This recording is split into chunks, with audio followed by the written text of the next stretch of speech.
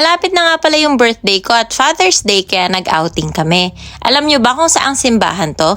Sino yung mga taga dito? HHWW pa? Kilig yarn? Kala mo mga hindi nagmamadali para kunin yung mga anak. Dumaan nga pala muna kami dito sa Manawag bago pumunta sa resort.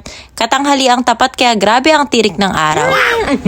Etong si Jess ang daldal talaga. Dumiretso na din kami dito sa tulisan ng kandila dahil may ceremony sa loob. Nagtulos lang din kami ng kandila at nagdasal. Pagkatapos, naghagis naman dito si Gio ng coins sa wishing well. Hindi ko alam kung anong wish niya at napakarami niyang hinagis. Dati kapag pumupunta kami dito, punong-puno na to ng floating candles. Ngayon, iilan na lang yun nandito. Umalis na nga din pala kami agad. Paglabas pa lang ng simbahan, sobrang dami nang nagtitinda ng mga bracelets, souvenirs, rosaries, mga puon at mga pagkain. Bumili nga pala kami ng mga chips at syempre hindi pwedeng hindi bumili ng tupig. Dumiretso na din kami dito sa kainan dahil lunchtime na nga. Malapit lang din naman dito sa simbahan tong kinainan namin. Tignan nyo naman tong si Just kung paano magpa-cute. Nakakagigil! Kumain lang din kami ng mabilis dahil pabalik pa kami at sa Tarlac yung resort na pupuntahan namin. Mga after 2 hours, nakarating naman na kami dito. Sobrang ganda. Sobrang nakaka-relax tong lugar. Dito nga pala kami sa Ballet Aldawa Private Resort nagstay. I-tour ko kayo sa napaka-peaceful na place nila.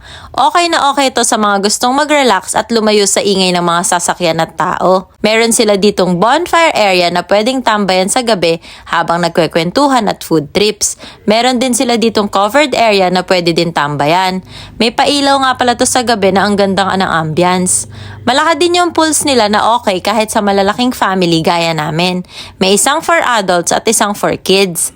Sa tabi lang din mismo ng pool yung pinakabahay na pagstestayan. Dito sa baba yung mga tambayan at mga kung ano-ano activity. Meron silang pool, karaoke at darts. Kaya may mapaglilibangan talaga bukod sa pagsiswimming. Kompleto na nga din pala sila ng gamit sa kusina kaya hindi na kami halos nagdala pa. May bathroom dito sa baba na paliguan. Yung sa taas kasi hindi siya pwedeng paliguan. Every corner nitong place very Instagrammable kaya perfecto sa mga mahilig mag-picture-picture. Attic style siya at yung mga higaan mga kutsyon lang. Isang room lang to na may 5 mattress.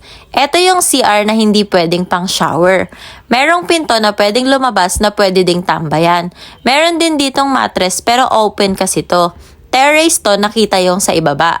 At meron pa ulit door na pwede pa ring tambayan. Kita naman dito yung labas. Ang sarap tumambay dito. Bukod dito sa bahay na to, meron pang isang kubo na pwedeng tulugan, isang kama at may isang additional mattress, at meron din siyang sariling CR. Dito naman kami natulog na pamilya.